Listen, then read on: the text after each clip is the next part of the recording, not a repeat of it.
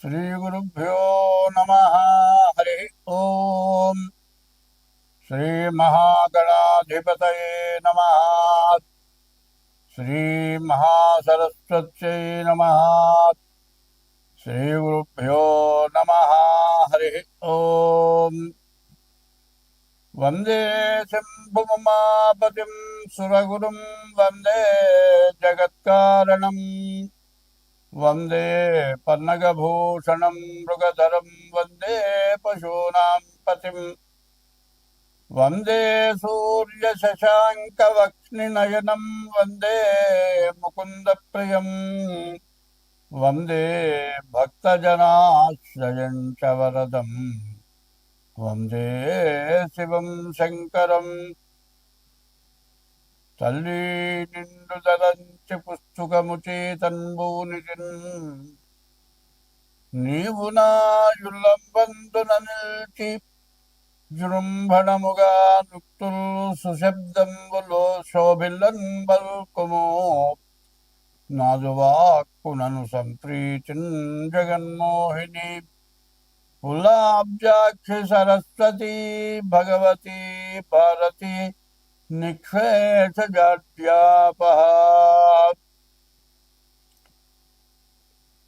ఒక మంచి విషయం చెప్పుకుందాం. అధిక విద్యావంతులు అప్రయోజకులైనారు. ఎందుకు పనికిరాని వాళ్ళు బాగా గొప్పవాళ్ళైనారు. సత్యం పలికేటువంటి వాళ్ళ మాట ఎక్కడ పనికి రావట్లేదు. వదరు బూతులు తిట్టేవాళ్ళు, దుర్మార్గులు, తగాదాలు పెట్టుకునేవాళ్ళు, కొట్టేవాళ్ళు, మరి అందరినీ బెదిరించి ఆస్తులు లాక్కుండేవాళ్ళు, ప్రతి ఆస్తులు కబ్జాలు చేసేవాళ్ళు, మరి చాలా గొప్పవాళ్ళుగా పూజింపబడుతున్నారు. మరి సత్యవంతులు పనికి రాకుండా అయినారు. వదరు బూతులు దేశాన్ని పాలిస్తున్నారు. స్వార్థపరులు అంటారు వీళ్ళు. ఈ స్వార్థపరులకు ఎట్లా ఉంటుందంటే, వాళ్ళ కొన్ని వందల కోట్లు, వేల కోట్లు సంపాదించారు. ఈ వందల కోట్లు, వేల కోట్లు ఏం చేయాలి? ఈ వందల కోట్లలో, వేల కోట్లలో ఆలోచిస్తే ఒక్క షర్ట్ ఉందండి, తొడుకుడు చొక్కా, అది ₹1,00,000 చొక్కాట, 5 లక్షల రూపాయల ప్యాంటు, పెట్టుకునే వాచ్ వచ్చేప్పుడు ₹1,00,00,000. అసలు ఇది ఏమిటి? దేనికి ఎందుకు ఖర్చు పెడుతున్నాం? అదే సవ్యంగా సంపాదించిన డబ్బులైతే ఇట్లా పెట్టుకుంటాం. వాచ్ అని ఇప్పుడు గడియారం ఉందండి, మరి 200-300 పెడితే కరెక్ట్ అయిన వాచ్ వస్తుంది. అదైనా టైం చూపించేది, ఇదైనా టైం చూపించేది. మరి గొప్పగా ఉండటం కోసమని ఇట్లాంటివి చేయటం ఎక్కువ అవుతుంది. మరి ఇట్లాంటి వాటి వల్ల వచ్చే ప్రయోజనం ఏమిటి?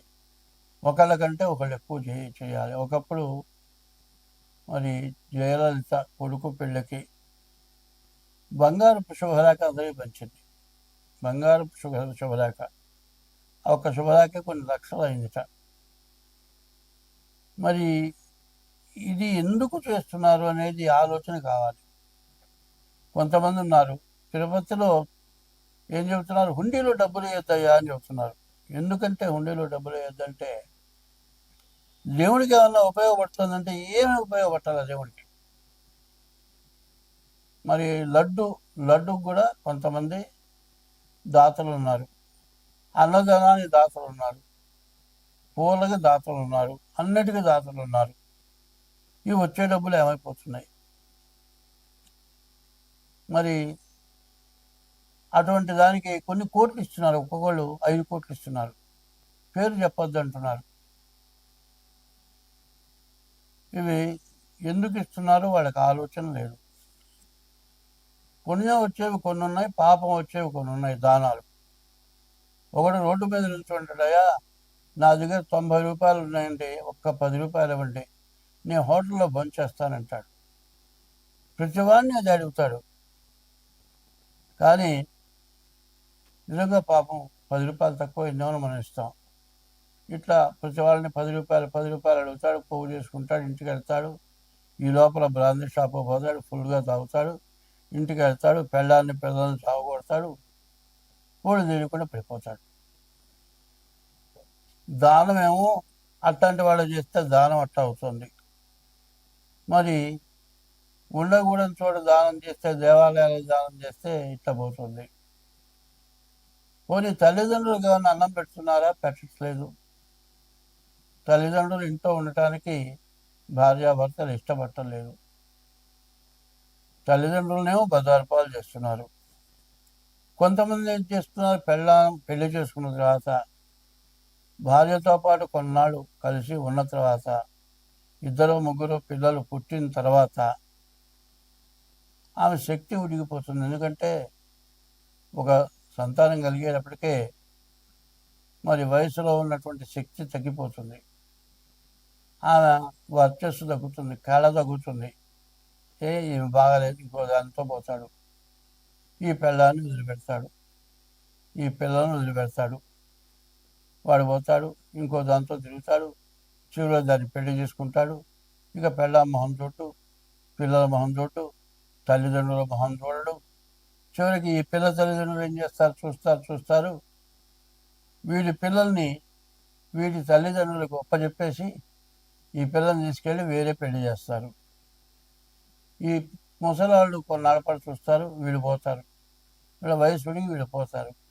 ఈ పిల్లలు అనాథలు, అనాథ శరణాలయానికి వెళ్ళిపోతారు. కొంతమంది ముసలివాళ్ళు వృద్ధాశ్రమాలకి, అనాథ శరణాలయానికి వస్తున్నారు. మరి ఈ పనులు ఎందుకు చేస్తున్నారు? తర్వాత చేసుకున్న భార్య మధ్యలో వదిలేసావు, కొత్త దాంతో పోయినావు. నీ సంపాదన చూస్తుంది, నీ సంపాదన కోసం వచ్చింది అది. ఎందుకంటే నీ దగ్గర డబ్బులు మొత్తం ఉంచుకుంటుంది. ఇక నీ దగ్గర ఏమీ లేదన్నప్పుడు నిన్ను వదిలేసి ఇంకోటితో వెళ్ళిపోతుంది. ఇటు వెళ్ళం బాయ, అటు ఉంచుకున్నది బాయ. కన్న తల్లిదండ్రులు లేకుండా పోయాయి, మరి కన్న పిల్లలు సంబంధం లేకుండా పోయాయి. చివరికి వాడి జీవితం అవుతుంది, వృధా అయిపోతుంది.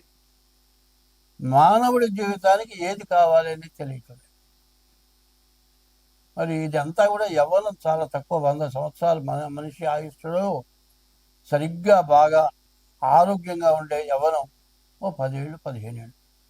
ఈ 15 ఏళ్ళ లోపల చేయరాని పనులన్నీ చేసి జీవితాలు నాశనం చేసుకొని వాళ్ళు బజార్న పడి అందరినీ బజార్న పెట్టి ఇవాళ మన వివాహ వ్యవస్థ ఇక వద్దు, నాకు పెళ్ళి వద్దు అనేటువంటి ఆడపిల్లలు, నాకు పెళ్ళి వద్దు అనేటువంటి మగపిల్లలు తయారైపోయినారు.